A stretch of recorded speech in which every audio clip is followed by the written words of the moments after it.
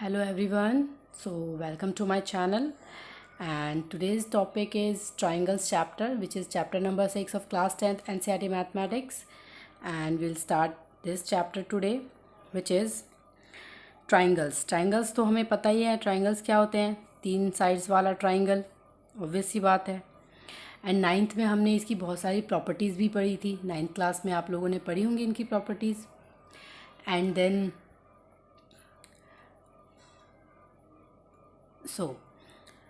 इस चैप्टर में इसमें क्या डिफरेंस पढ़ेंगे हम। तो आपने 9th क्लास में कॉन्ग्रुएंसी के बारे में भी पढ़ा होगा, ट्रायंगल्स की, जो कहता है कि same shape and the same size of triangle called congruent triangle.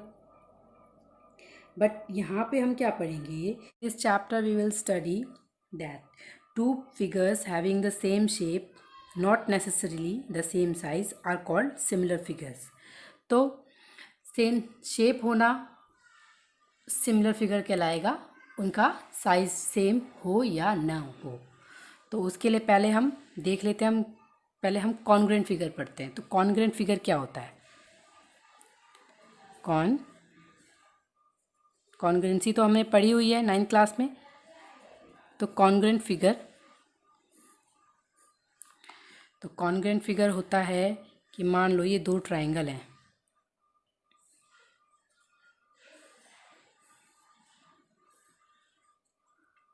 A, B, C, D, E and F। Angles भी दिए हुए हैं, 60 degree, 50 degree and 70 degree. Sides भी 2 2 हम मार्क कर लेते हैं।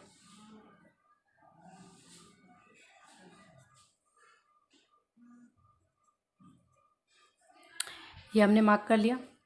तो ये दोनों ट्रायंगल हम कहेंगे कि ये कॉन्ग्रुएंट है, बिकॉज यहाँ पर angle A is equal to angle D है,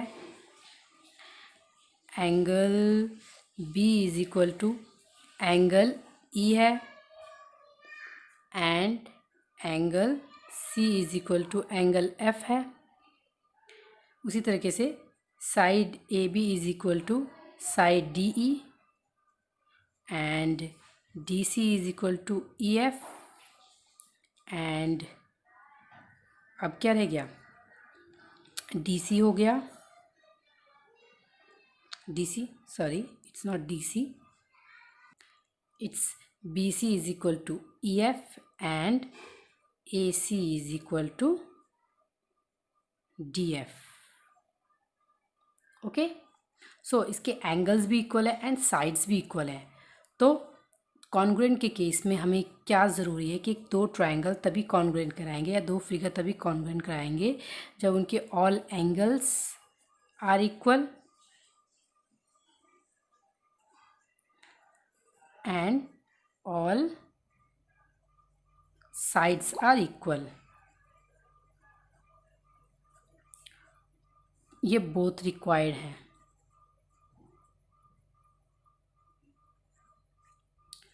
तो वो फिगर कॉन्ग्रुएंट फिगर कहलाएंगे। ओके, यानी कि दो अगर सेम फिगर हैं दिखने में, फिर भी दिखने में सेम है बट उनके एंगल्स एंड साइड्स का मेजर इक्वल है, तो वो कॉन्ग्रुएंट फिगर कहलाएगा। तो अब देखते हैं हम सिमिलर फिगर।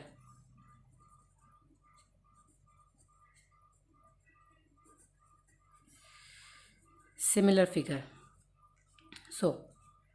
सिमिलर फिगर क्या होते हैं? अगर मैं ये दो ट्रायंगल बना दूं, आप कहोगे ये सिमिलर है, अभी हमें साइज़ नहीं पता, सिमिलर है। बट अगर मैं एक सर्कल एंड एक ट्रायंगल बना दूं, तो क्या ये सिमिलर है? नहीं, बिकॉज एक सर्कल है और एक ट्रायंगल है। तो यहाँ पर शेप, पहले तो हम दो सेम शेप के इमेज को ही सिमिलर फिगर कह सकते हैं। जब तक उनका शेप सेम नहीं होगा तब तक हम उसे कैसे कह सकते हैं सिमिलर फिगर। यानी कि हम एक ट्रायंगल और एक माउंटेन भी रफली ट्रायंगल के ही शेप में होता है, उसे हम सिमिलर फिगर कह सकते हैं, बिकॉज यहाँ पे इसका साइज़ बड़ा है, शेप तो सेम है, तो ये सिमिलर फिगर होंगे। तो यहाँ पर जो हमारा जो क्राइटेरिया है जो यहाँ पर वर्क करता है वो क्या होता है कि सिमिलर फिगर के लिए जो होता है वो all angles are equal, and जो सेकेंड क्राइटेरिया होता है वो होता है रेशियो ऑफ द साइड, यानी कि साइड्स की जो रेशो होती हैं, तो ratios of sides are equal. So यहाँ पे वहाँ क्या था कॉन्ग्रुएंट में, all angles and all sides are equal, तो वो कॉन्ग्रुएंट फिगर है। बट यहाँ पे all angles are equal and ratios of the sides are equal. जैसे कि हम एग्जांपल ले लेते हैं, एक एग्जांपल के थ्रू हम समझते हैं कि एक ये ट्रायंगल है और एक ये ट्रायंगल है, साइज दोनों का साइज डिफरेंस है, ये ए है, ये बी है, ये सी है, ये 3 है, ये 4 है एंड ये 5 है, ये 50 डिग्री, 60 डिग्री एंड 70 डिग्री। सो ये एंगल का मेजरमेंट ले लिया और इसमें हम देख लेते हैं क्या क्या है, डी ई एफ। एंगल्स तो सेम होंगे,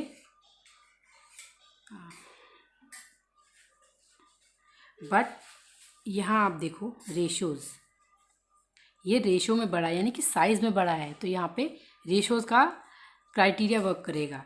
तो क्या है इसका पहला criteria, angle A is equal to angle D, then angle B is equal to angle E and angle C is equal to angle F. ये हो गया।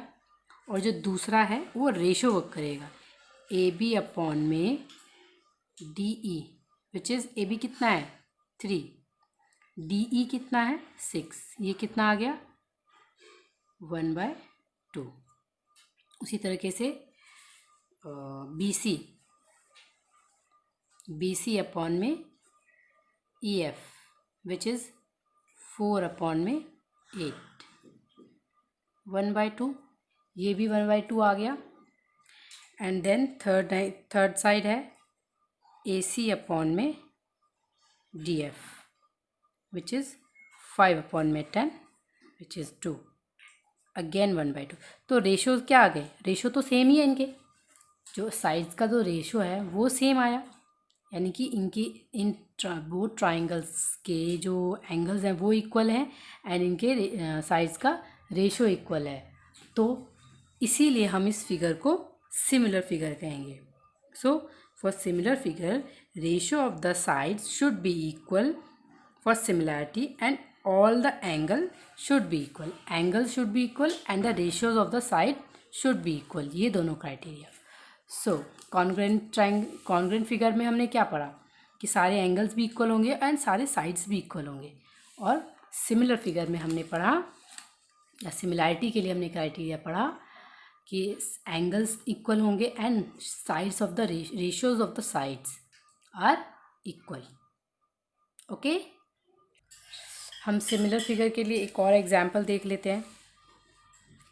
अभी ये एक एग्जांपल देखते हैं हम, ये एक स्क्वायर है एंड ये एक रेक्टेंगल है, तो इनकी कॉरेस्पॉन्डिंग एंगल्स तो इक्वल है देख सकते हैं हम, बट साइड्स का मेजरमेंट आप देखो, ये 3 है, यहाँ तो स्क्वायर में तो सभी 3 है एंड रेक्टेंगल में क्या है 3.5 एंड 3.5 एंड ये 3, तो इनका रेशो क्या इक्वल है।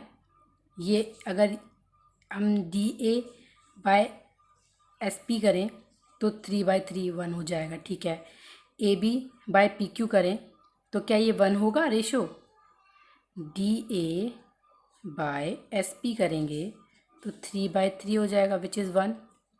बट हम ए बी अपॉन में पी क्यू करेंगे विच इज़ 3/3.5, तो यहाँ रेशो तो 1 नहीं आएगा, तो ये रेशो इक्वल कहाँ हुआ, तो ये सिमिलर फिगर्स नहीं होंगे क्योंकि एंगल्स तो इक्वल हैं but ratio of the sides are not equal, so these 2 figures are not similar figure.